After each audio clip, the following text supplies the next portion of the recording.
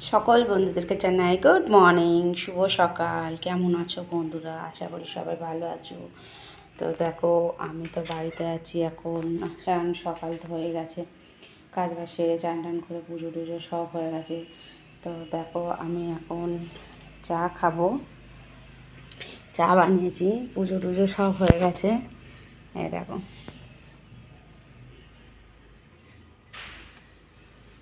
চা।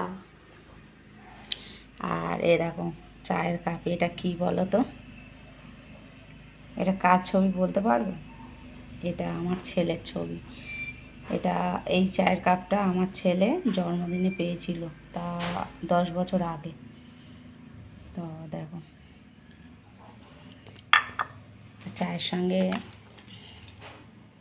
নিমকি, বিস্কুট আর এই যে মুড়ি। রাত্রে খাইনি, খিদে পেয়ে গেছে ওই জন্য। কালকে জ্বর এসেছিল, তো জ্বরের ওষুধ খেয়েছিলাম। কালকে আমার মানে খুব বিপদ হয়েছিল একটা। অফিস থেকে বাড়ি আসছিলাম, তো বাড়ি আসার সময় রাত্রিরে তখন 10টা বেজে গেছে। আমার সাইকেল খারাপ হয়ে গেছে রাস্তার মধ্যে। তো আধা ঘন্টা আমি হেঁটে হেঁটে এসেছি। হেঁটে আসার পরে একটা সাইকেলের দোকান খোলা ছিল, কিন্তু বন্ধ করে দিচ্ছিল, পুরোপুরি বন্ধ হয়ে গেছে। একটা শাটার ফেললে মানে বন্ধ হয়ে যাবে। তো আমি কী করব, সাইকেলটা দোকানে দিলাম। তো দোকানদার বলছে এখন তো সাইকেল ছাড়া যাবে না, 10টা বেজে গেছে, সাইকেলে রেখে যেতে হবে। আমি যে কী হবে, তাহলে আমি বাড়ি যাবো কী করে? আবার আজকে আমার দুপুরে ডিউটি আছে। তো ছেলেকে আবার ফোন করলাম, ছেলে গেল। আমাদের ওকে ফোন করছিলাম, ও তো ফোন ধরছেই না, কোথায় কী করছে কী জানি। আমার তো খুব টেনশান হচ্ছিল, আমি কী করে বাড়ি যাব। তো ছেলেকে ফোন করলাম, ছেলে গেছে আমাকে নিয়ে আসতে। তো ছেলের সঙ্গে আবার বাড়ি চলে আসলাম সাইকেলটা দোকানে রেখে। তো দেখো, আমি এখন কাজ বাজ হয়ে গেছে, চান টান করে পুজো টুজো করে এই যে চা নিয়ে বসেছি, চা খাবো। অনেকটাই বেলা হয়ে গেছে, চা খাওয়া হয়নি কো।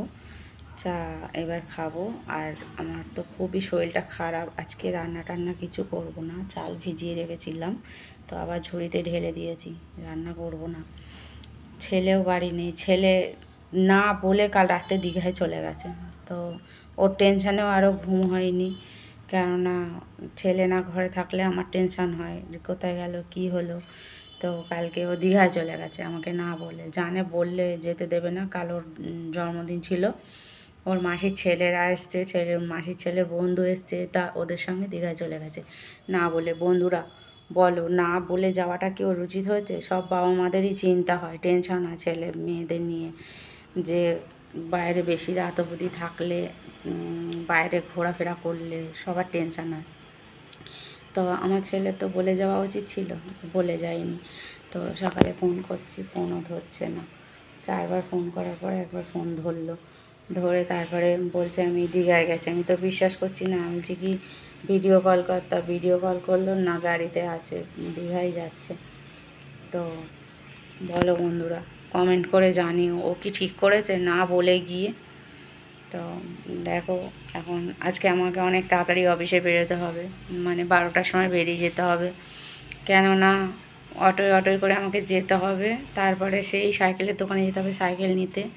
সাইকেলটা আমার কি হয়েছে জানি না, সাইকেলটা খুব মানে সাইকেল ছাড়া আমি পুরো একদম কানা, অন্ধ যারে বলে। সাইকেলটাই যেন আমার সব। ওই সাইকেলটা করে আমি সারা দুনিয়ায় ঘুরে, মানে অফিসে যাই, বাজারে যাই, রেশনে যাই। ওর কিছু হলে আমার খুব মন খারাপ হয়ে যায়। সাইকেলটাকে আমি মানুষের মতন ভালোবাসি। তো চলো বন্ধুরা, টাটা বাই বাই, আবার দেখা হবে পরের ভিডিও।